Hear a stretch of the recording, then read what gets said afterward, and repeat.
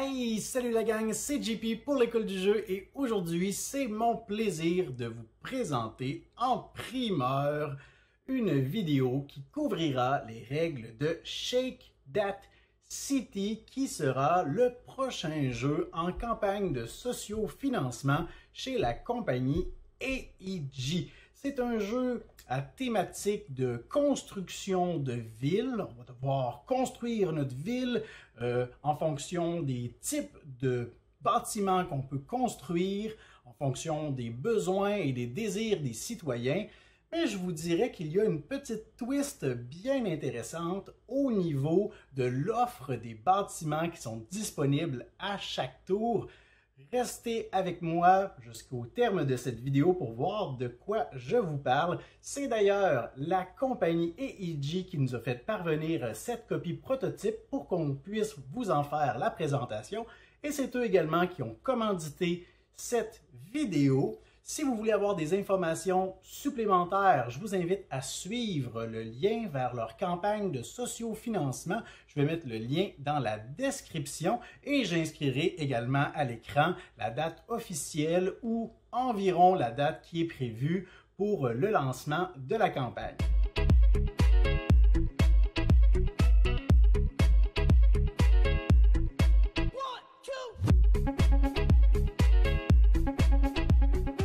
Shake That City est un jeu pour 2 à 4 joueurs d'une durée de 20 à 40 minutes. Dans ce jeu, vous devrez concevoir le meilleur plan pour l'aménagement de nouvelles villes en fonction des besoins de ses citoyens.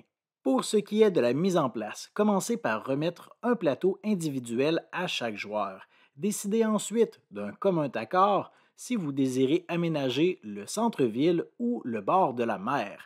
Selon le côté choisi, les points de victoire seront alloués différemment en fin de partie, comme illustré sur cette aide-mémoire. Puis un joueur place aléatoirement les tuiles bonus de chaque côté du coin supérieur gauche de son plateau, de cette façon.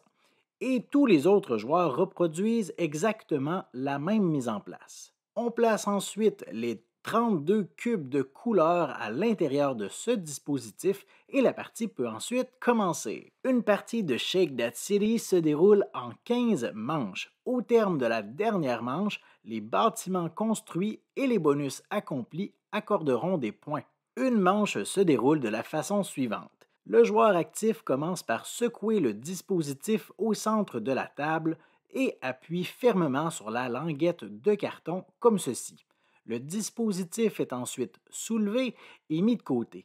Tous les joueurs peuvent ensuite consulter les 9 cubes ayant été disposés dans une grille de 3 par 3. Le joueur actif va ensuite sélectionner une couleur de cube.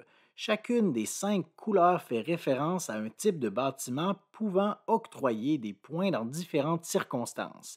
La couleur choisie par le joueur actif représente le type, le nombre et la disposition des bâtiments qu'il doit ajouter à son plateau. Tous les autres joueurs autour de la table peuvent alors choisir une couleur de cube pourvu qu'elle soit différente de ce que le joueur actif a sélectionné. La prochaine phase se déroule simultanément. Tous les joueurs doivent alors construire les bâtiments qu'ils ont sélectionnés. Ils récupèrent exactement le même nombre de bâtiments que ce qu'ils ont choisi et doivent les positionner de la même façon dont ils sont disposés devant eux. Par exemple, si le joueur actif sélectionne les cubes verts, il s'engage alors à construire exactement 4 parcs et à les disposer de la même façon. Il pourrait donc les positionner comme ceci, puisqu'il faut respecter les espaces entre chacun des cubes sans effectuer de rotation ni la moindre reconfiguration, tout en considérant les bâtiments déjà construits sur votre plateau.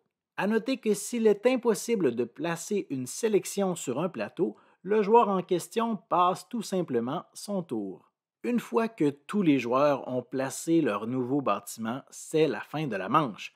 Tous les cubes retournent dans le dispositif et on commence une nouvelle manche avec le prochain joueur actif. La partie continue de se dérouler ainsi jusqu'à ce qu'on atteigne les manches 13, 14 et 15.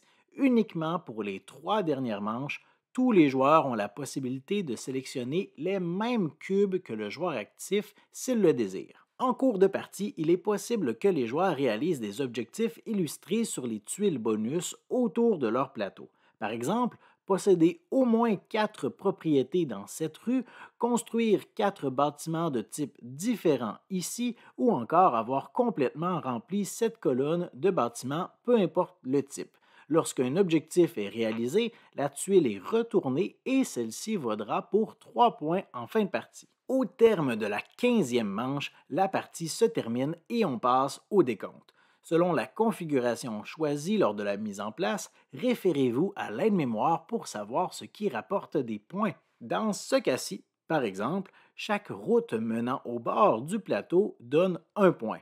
Chaque parc peut rapporter au maximum 2 points.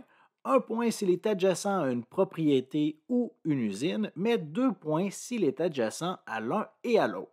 Les boutiques, quant à elles, rapportent des points selon la zone où elles ont été construites si elles rejoignent le bord du plateau grâce à une route. Je vous évite toutes les circonstances, il vous restera donc quelques surprises à découvrir lors de vos prochaines parties. Alors voilà pour ce qui était de la présentation des règles de Shake That City.